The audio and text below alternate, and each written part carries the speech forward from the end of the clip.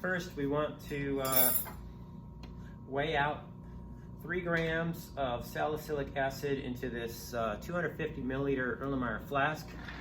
Here's the information on salicylic acid if you need the molar mass and other safety information there, okay? This is a very fluffy white substance and can spill quite readily, so the technique once again is to do this not over the balance.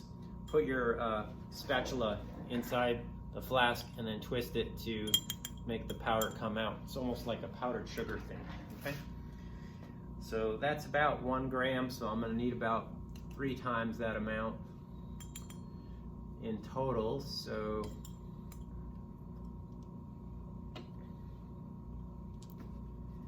we're almost there. The procedure is always going to say about 3 grams, but you know, we'll use what we have. Okay, it's not critical to be exactly 3. It could be, you know, within 1% or 2 of that difference, a little over, a little under. Okay, so use the actual mass here that I'm going to show you when you calculate your yields. So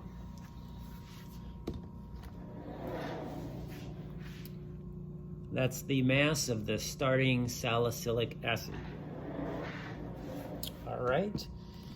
Next, what we want to do is move over here into the fume hood and measure out 6 milliliters of acetic anhydride. Let me just show you what the chemical looks like here. It's a liquid acetic anhydride. There's a lot of danger and precautions and so on here on this side. Okay, so the formula weight is there, some other things, okay? So that's the information for acetic anhydride. We will need 6.0 milliliters of that. This is phosphoric acid. It's 85%, which means there's 15% water in there, okay? So here's the information for phosphoric acid. You should not need to calculate moles of this or anything. It's the catalyst. It's not used overall in the chemical transformation. All right, so here I am in the fume hood. We've got this nice graduated cylinder here, and we'll use that to measure out 6.0 milliliters of acetic anhydride.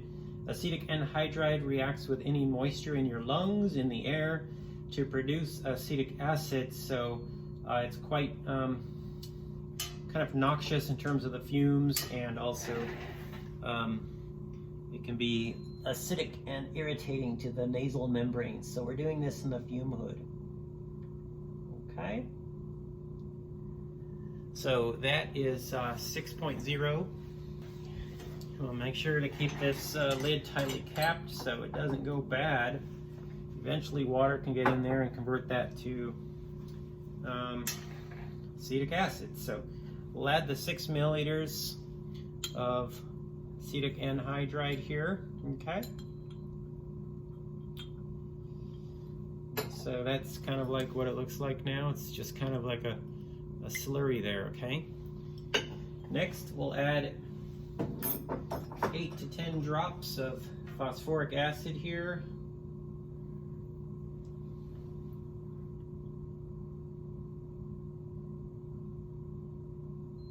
Okay. And finally, I have some hot water. That's about 70 degrees Celsius or so. It's pretty hot. And we want to now put this flask in there. And swirl the contents. I just do that by spinning the flask, and it kind of just floats in the water there. And we want to let this will dissolve under the high reaction conditions and eventually become homogeneous. And we'll let this sit for 5 to 10 minutes, okay? After it has dissolved, I'll move the camera over and we'll just stare at our solution for 10 minutes, and I'll fast forward through that part of the video. So it's almost dissolved. see a small chunk of salicylic acid in there, but that's basically all homogeneous now. It doesn't mean it's finished reacting, it just means that it's dissolved, okay? So we're gonna let that go for another 10 minutes, and I'll set my timer and we'll take a look at that after the reaction.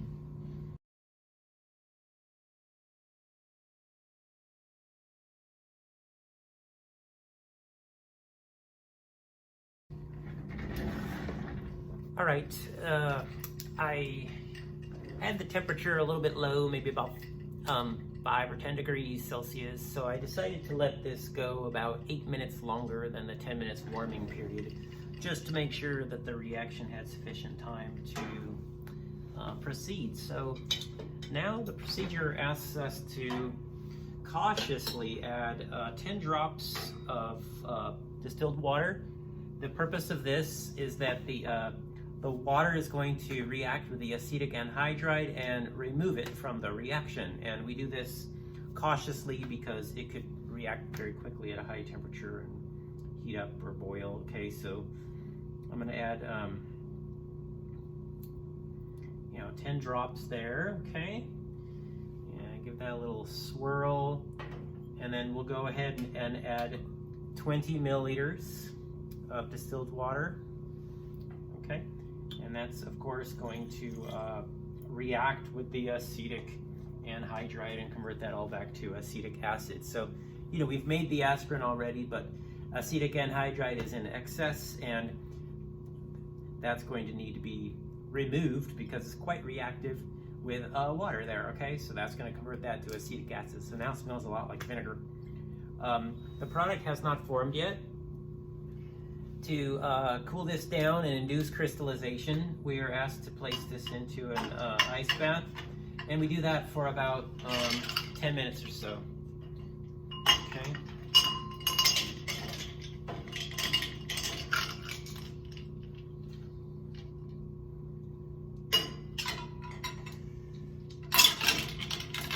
So I'm just going to let that sit in the fume hood and let the crystals form. If need be, I will lightly scratch the sides of the glassware with a ground glass stirring rod.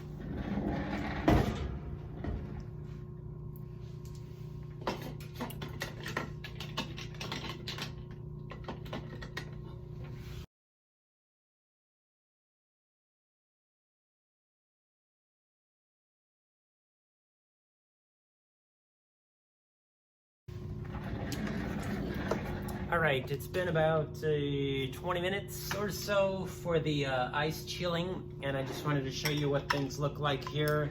It's kind of a massive white precipitate, and there's very little kind of liquid floating in there, so it's kind of like a slushy. So let's go ahead and grab our dropper here. We're gonna need to wash these crystals with some ice water. I'll just use the ice bath water for that. And we'll set up and run vacuum filtration now. So aspirin synthesis is pretty simple, quick, and I really like this lab. I do like making drugs in lab, and of course I am referring to aspirin.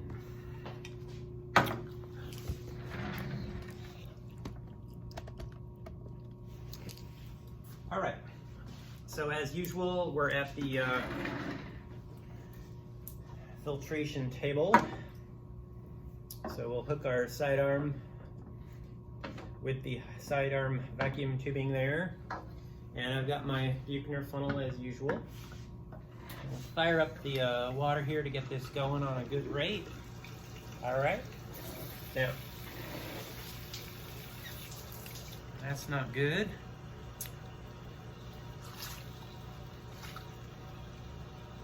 That's better. All right, I'll clean that up in a bit.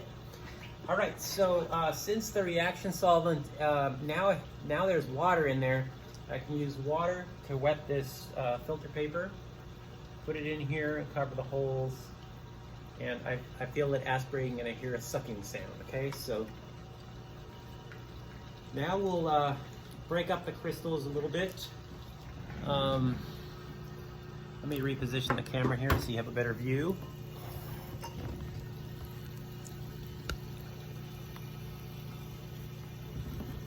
I think that's good. So again, I just kind of swirl this rapidly here to kind of break up the larger clumps of crystals. And in one fell swoop, we kind of just want to dump this in there quick, all right? And so the vacuum's pulling all that through. Now we want to wash with a few mils of water. Of course, it should be cold because when you have cold water, that's going to have a decreased water solubility for aspirin. Aspirin is water soluble. We take pills of this, and it of course dissolves in the body in water, right? So some of the aspirin is going to dissolve invariably in the water and pass through the filter. Now, we want to make sure we wash as much of this acetic acid out as possible and get some nice clean product here. Now, since this is water, it's going to take a couple days for it to fully dry, and so I'll let this sit out open to the air for a couple days, and I'll come back over the weekend and get a nice good mass of this, okay? All right, and it doesn't smell much like vinegar anymore, so I think we're getting most of the vinegar out, or the acetic acid out, okay? Now let this run for about 5 minutes to fully aspirate out as much of the water as possible, and then we'll transfer this to a watch glass.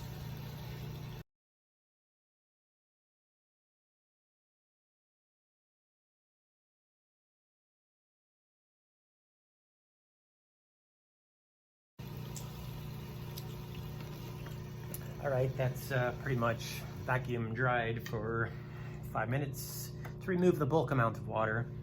And now we'll transfer this to a watch glass very carefully. We do not want to break anything at this point. And we'll let it air dry over the weekend. So for this, we'll need a spatula. And we will also need a watch glass.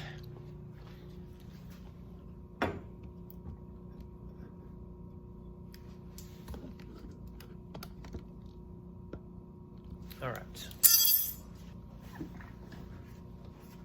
You never know what could happen over the weekend, so I'm gonna weigh the empty watch glass, and then we'll record that. So I zeroed to balance. Here's the clean, empty, dry watch glass. So make sure you write this number down in your laboratory data sheet or notebook. And remember, when you weigh the mass of the product, we need to subtract the weight of that watch glass there, okay? So it's fairly powdery. I'm just gonna kind of just scrape this powder right out onto the watch glass here.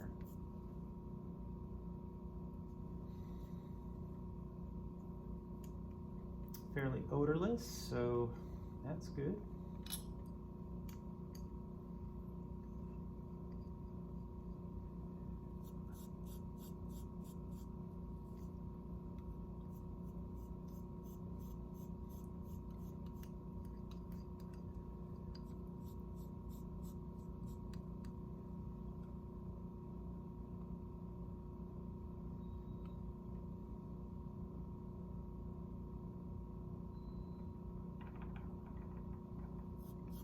So when you're making compounds in the lab in organic chemistry,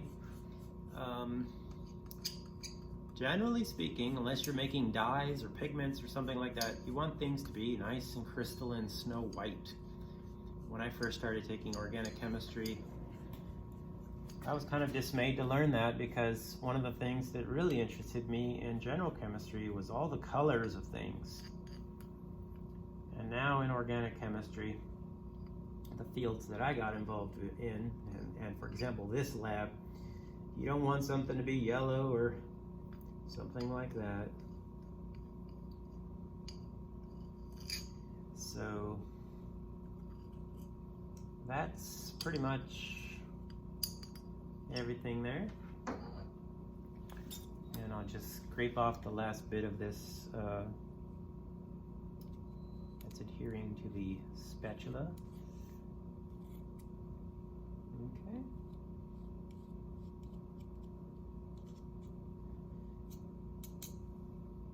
All right, so that's our product there. That's aspirin.